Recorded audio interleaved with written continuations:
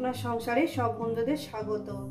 বন্ধুরা, আজকে আমি কাতলা মাছের একটা অন্যরকম রেসিপি করে দেখাবো। বন্ধুরা, রেসিপিটা পুরোটাই দেখবেন, একটু বাদ দেবেন না। তো কাতলা মাছের রেসিপি করার জন্য আমি এখানে কাতলা মাছের দাগা পেটি করে নিয়েছি। এখানে আছে টমেটো, কাঁচা লঙ্কা, ধনে পাতা, এখানে আছে আপনার জিরে, 1 চামচ চুর করে জিরে নিয়েছি, আর শুকনো লঙ্কা আছে 9টা 10টার মতো শুকনো লঙ্কা আছে, আর 13টার মতন এলাচ আছে। বন্ধুরা, এই আমার লেগেছে। রেসিপিটি শুরু করার আগে বলবো লাইক করবেন, শেয়ার করবেন। নতুন নতুন রেসিপি দেখতে গেলে আপনারা চ্যানেলটাকে সাবস্ক্রাইব করে নেবেন। তো বন্ধুরা, চলেন ঠিক যেভাবে খাই ঠিক আপনাদের সেভাবেই দেখাবো। রেসিপিটি শুরু করা যাক। প্রথমেই আমি মিক্সারটা নিয়ে নিয়েছি, এর মধ্যে দিয়ে দেবো পরিমাণ মতন হলুদ। জিরে যেহেতু আমি বেটে দিচ্ছি, পরিমাণ মতন হলুদটা দিয়ে দিলাম। 1 চামচ চুর করে দিলাম। বন্ধুরা, এটাকে আমি মিহি একটা পেস্ট বানিয়ে নেব। তো বন্ধুরা, এবার আমি কি করব, মশলাটাকে বেটে নিয়েছি, দেখেন একদম মিহি করে বেটে নিয়েছি। মশলা বাটি ধোয়া জলটা আমি পরে দেবো, অনেকটাই মশলা লেগে আছে। এর মধ্যে দিয়ে দেবো পরিমাণ মতন লবণটা, লবণ আমি দিয়ে দিলাম, ঠিক আছে। আর দিয়ে দেবো সামান্য পরিমাণে একটু তেল, সামান্য পরিমাণে এই 2 চামচের মতন তেল দিলাম। এবার এটাকে আমি ভালো করে সুন্দর করে মেখে নেব। এই রেসিপিটা কিন্তু পুরোটাই দেখবেন বন্ধুরা, আর কেমন লাগছে অবশ্যই কিন্তু কমেন্ট করে জানাবেন, ঠিক আছে। মোটামুটি আমি যেভাবে খাই ঠিক আপনাদের সেইভাবেই দেখানোর চেষ্টা করি।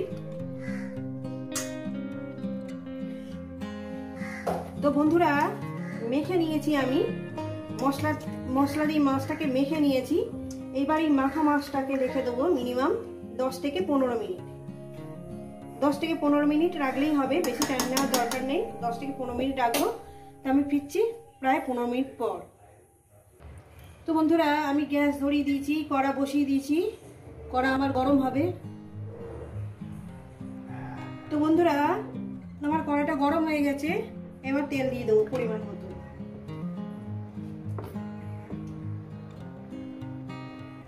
তো বন্ধুরা, আমার তেলটা গরম হয়ে গেছে।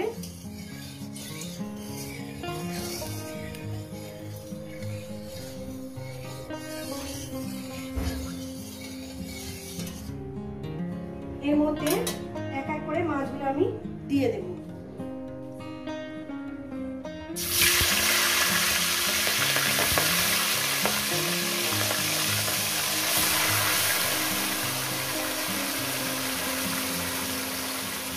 এই গামলি ধোয়া জলটা, মিক্সারে বাটি ধোয়া জল সব একসঙ্গে আমি দিয়ে দেব।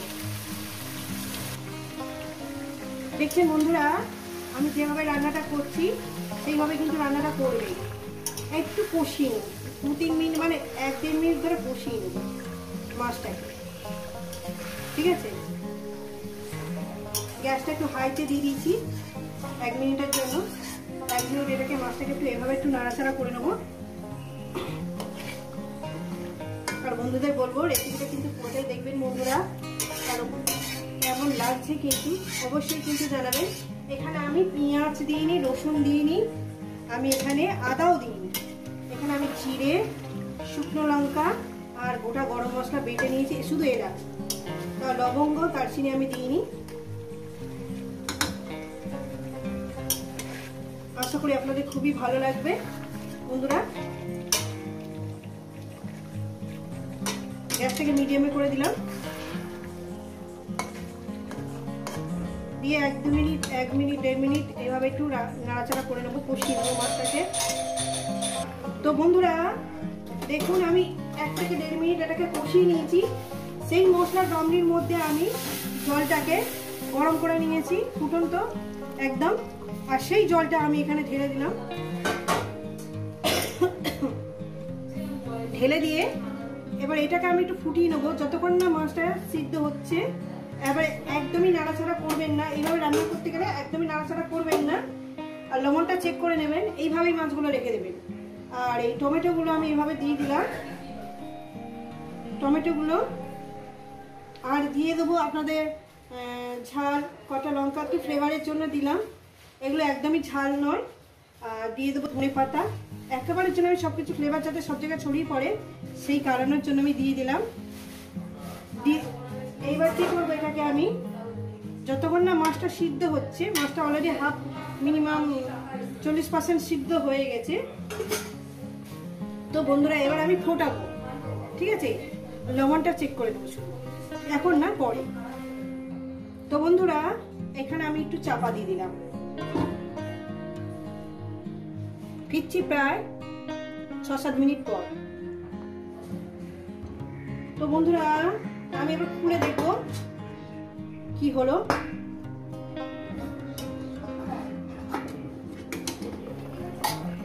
দেখুন বন্ধুরা, দারুণ দেখতে হয়েছে, দারুণ ফ্লেভার বেরিয়েছে, দারুণ ফ্লেভার বেরিয়েছে, একদম অসম্ভব। মাছ আমার সুন্দরভাবে সিদ্ধ হয়ে গেছে। আমি আর এখানে নাড়াচাড়া করবো না, যেহেতু মাছ ভেঙে যাবে, মাছ ভাজা নয়, ঠিক আছে? আর লবণটা আমি চেক করে নেবো।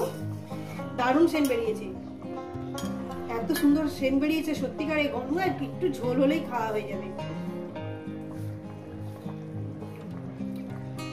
লবণ টবণ সবকিছু পারফেক্ট আছে, একদম ঠিকঠাক আছে। তো বন্ধুরা এবার আমি নামিয়ে দেবো, যেহেতু অনেক বাড়ি পরিবারে আছে, লোক আছে। এই রেসিপি যদি আপনাদের ভালো লেগে থাকে অবশ্যই কিন্তু কমেন্ট করে জানাবেন, রেসিপিটাকে লাইক করবেন, শেয়ার করবেন। আর নতুন নতুন রেসিপি দেখতে গেলে আপনারা চ্যানেলটাকে সাবস্ক্রাইব করে নেবেন। তো আজ এই পর্যন্ত, আবার অন্য কোনো রেসিপির সময় দেখা হচ্ছে। সবাই সুস্থ থাকবেন, ভালো থাকবেন, কিন্তু এভাবে বানিয়ে খাবেন, রসুন পেঁয়াজ ছাড়া।